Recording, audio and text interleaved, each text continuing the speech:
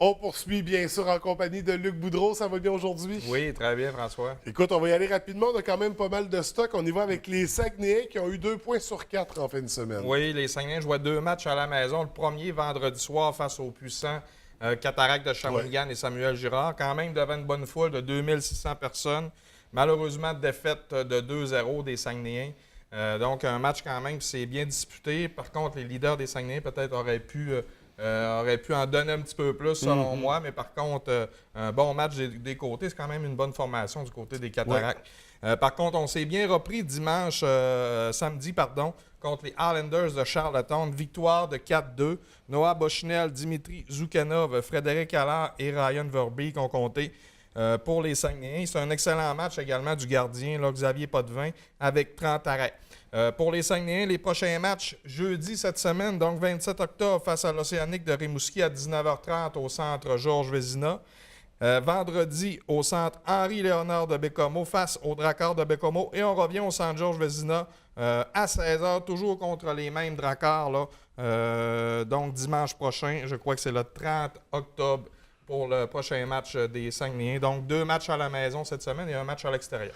Et d'ailleurs, on aura des billets à faire tirer toute la semaine. On pourra commencer dès aujourd'hui. Là, je voulais savoir, Luc, dans l'extrait qu'on voit, les Saguenayens portent les chandails avec du rose. On est dans la campagne contre le cancer du sein. Exactement. Je pense que chaque équipe doit porter une fois ou deux dans l'année. C'est un partenariat avec la Ligue de hockey junior majeur du Québec. Okay. Donc, une fois ou deux dans l'année, dans les matchs locaux, les équipes doivent porter ce magnifique chandail. Je crois après ça, il est vendu aux enchères pour justement avoir des dons pour le cancer du sein, qui est une excellente cause, à mon avis. Oui, absolument. Une belle implication donc du hockey junior majeur. On peut les féliciter. Absolument. On poursuit avec les Marquis, donc, qui ont connu un week-end parfait. Encore une fois, pour les Marquis, week-end parfait. Vendredi dernier, État Colisée de Trois-Rivières face au Blizzard. Victoire de 4-3 en fusillade. Ça a été difficile. Par contre, on est allé chercher la victoire. Yoral Konik avec un but, une passe, dont le but gagnant en fusillade. Jonathan Paiement, Jean-Simon Allard, le joueur régional, un but, une passe. Donc, très bon match pour Jean-Simon Allard. Donc, victoire de 4-3. Et samedi soir, au Palais des Sports de Jonquière, contre l'Assurancière de Thetford Mines. Victoire de 5-3 devant plus de 1600 spectateurs. Encore une fois, il y aura Alconic avec 2 buts, une passe. Stéphane Chaput, Christian Ouellet, un but, une passe. Et Alexandre Kennel, un but, une passe.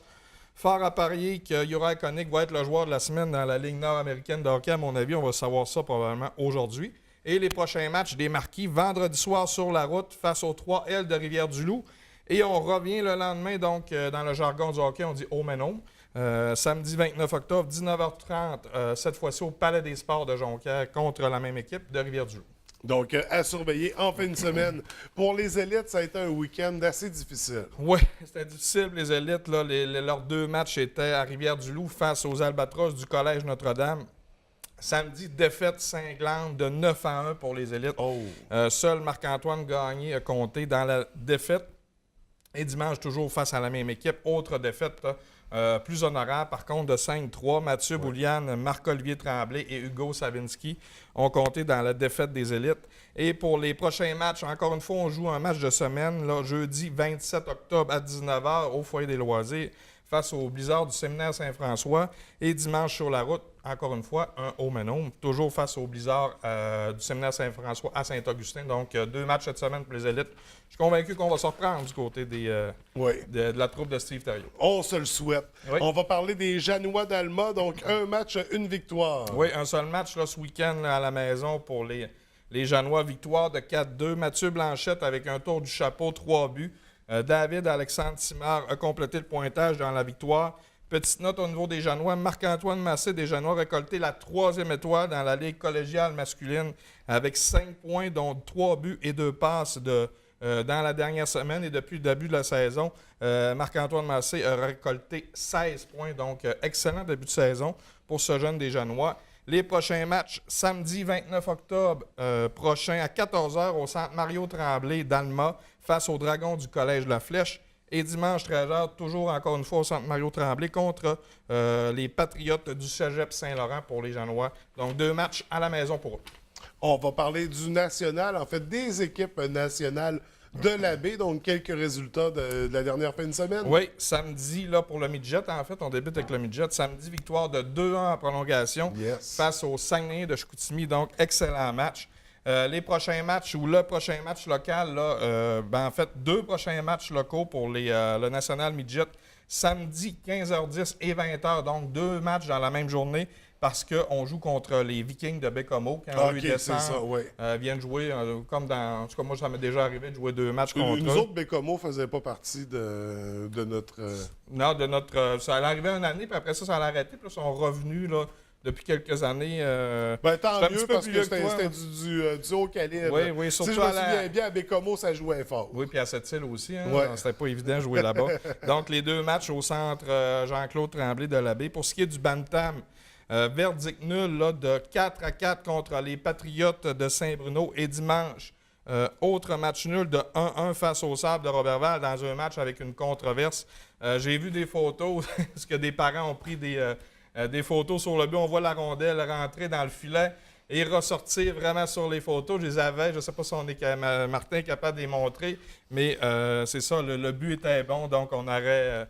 Mais malheureusement, il n'y a pas de reprise vidéo dans le hockey non, mais mineur. c'est ça. Et les arbitres, on a déjà parlé, sont des êtres humains. Exactement. Non, c'est ça, exactement. C'est là qu'on voit que les technologies d'aujourd'hui font en sorte qu'on est capable de voir si le but est bon ou pas. Donc, c'est malheureux, mais par contre, là, un beau week-end là, du Bantam. Les prochains matchs locaux, c'est samedi, le 29 à 13h contre les Basses de Sept-Îles, toujours au centre Jean-Claude Tremblay. Et dimanche, 8h30, encore une fois, contre l'équipe de Sept-Îles. Pour ce qui est du Pee-Wee, on ne jouait pas ce week-end pour la trêve des entraîneurs.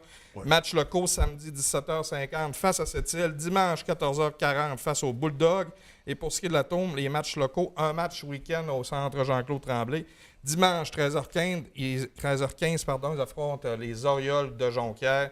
Donc, beaucoup de hockey à la baie ce week-end. Allez voir ça, c'est des bons matchs, là, des jeunes qui travaillent très fort. Puis les équipes de la baie, tranquillement, là, commencent à tirer leur épingle du jeu. Donc, allez voir ça. Donc, on renverse la vapeur. Oui. Parce qu'on a connu de longues années où c'était difficile. Absolument. Mais avoir une deuxième glace, je pense que ça commence à avoir un impact positif. Oui. On va poursuivre dans le hockey. Puis toujours à la baie, c'était le tournoi de la Chambre de commerce. Oui, je voulais juste faire un petit clin d'œil. Donc, félicitations à tous les bénévoles de la baie, parce que c'est tous des gens de la baie, la gang André Boudreau, qui organise ce gros événement. Grosse organisation avec plus de 28 équipes sur 4 jours de compétition sur les 2 glaces du champ de Jean-Claude Tremblay. Donc, bravo à tous les participants et merci à nos bénévoles parce que sans eux, il n'y aurait pas des tournois aussi bien organisés que ça et aussi nombreux. Donc, félicitations à toute l'équipe de bénévoles pour ce tournoi. Donc, c'est assez pour le hockey ce matin. On va parler de tennis un peu. Oui, malgré la neige, hein, le hockey est d'actualité. Le tennis est peut-être moins un peu finalement. C'est l'Américaine Catherine Bellis qui a remporté le Challenger de tennis Banque nationale à Saguenay devant la Canadienne de 16 ans, Bianca Andreescu, 6-4, 6-2. Donc, à 17 ans seulement, c'est la plus jeune joueuse de l'histoire à remporter le Challenger, pas seulement de Saguenay, mais le tournoi. Il y en a plusieurs à certaines villes, Challenger Banque nationale. Donc, c'est la plus jeune de l'histoire. Donc, ce qui veut dire que probablement dans les prochaines années, on va l'avoir dans des gros tournois de Grand Chelem. Donc, la gagnante avait 17 ans et la finaliste a 16 ans. Donc, on peut prévoir là, pour ces deux jeunes-là un avenir très bien dans le tennis. Donc, elle remporte une bourse de 7 600 $ pour la fille gagnante, en fait. Donc, on la félicite. De nouveaux noms à surveiller au niveau du tennis. On a des événements à surveiller pour en fin de semaine. Oui, 2 événements. Puis je rappelle, s'il y a des gens qui veulent aussi qu'on parle de leur événement, on ne peut pas tout voir, on ne peut pas tout savoir non plus. Donc, gênez-vous pas à communiquer avec nous. Donc, c'est la JCW présente... Non, pas eux autres. Ça a mal fini la semaine. Oui, j'ai eu une drôle de semaine. J'ai eu mal à la tête la semaine, je comprends pas. Dans le fond, il présente le Gala Cauchemar à l'Opéra 2. C'est au centre-ville de Jonquière à l'occasion de l'Halloween. Ce sera sous un chapiteau chauffé dans le stationnement adjacent au resto-bar L'Opéra. En fait, là, de là le nom du gala. Et là, je veux juste préciser pour les téléspectateurs qui n'ont pas compris pourquoi j'ai dit pas eux autres, parce qu'ils étaient à l'émission la semaine dernière et ça s'est très mal terminé. Donc, vous irez revoir ça sur les réseaux sociaux. On a mangé une bonne raclée. Oui, par un monsieur de 80 ans, peut-être. Ensuite de ça, qu'est-ce qu'on a à surveiller? Non, ben, juste pour dire que les billets sont disponibles là, dans les Jean Coutu de Jonquière, la microbrasserie, au coût de 15 en prévente et 20 à la porte. On pourrait peut-être aller faire notre revanche, François. Bon, ça serait une belle occasion. Et le dernier événement de la semaine, là, c'est la grande marche de Pierre Lavoie qui a été remis à ce week-end du température de, on nommera pas le nom, de 29 octobre, donc ce week-end, 14h au parc Moritz d'Arvida. Une marche, c'est tout à fait gratuit, là, 5 km. Pour plus d'infos, vous pouvez aller sur le site Internet du Grand Défi ou encore sur la page Facebook de la Grande Marche. Donc, c'est ce qui fait le tour de notre chronique du jour. Cette semaine, dans Fan de sport, de quoi on discute? On reçoit nos chroniqueurs cette semaine. Tranquillement, on intègre là, certains chroniqueurs. On en a un, Pierre-Alexandre Bolduc, qui viendra chroniqueur LNH. Juste LNH seulement. Et on aura de la course automobile avec Mathieu Godreau-Drapeau. Ça va être intéressant. J'ai vu sa chronique. Ça va être très bien. Donc, on voit ça cette semaine à Fan de sport. Oui. C'est ce qui fait le tour de notre rencontre du jour. Merci beaucoup, Luc. Je te souhaite une belle semaine. Merci, François.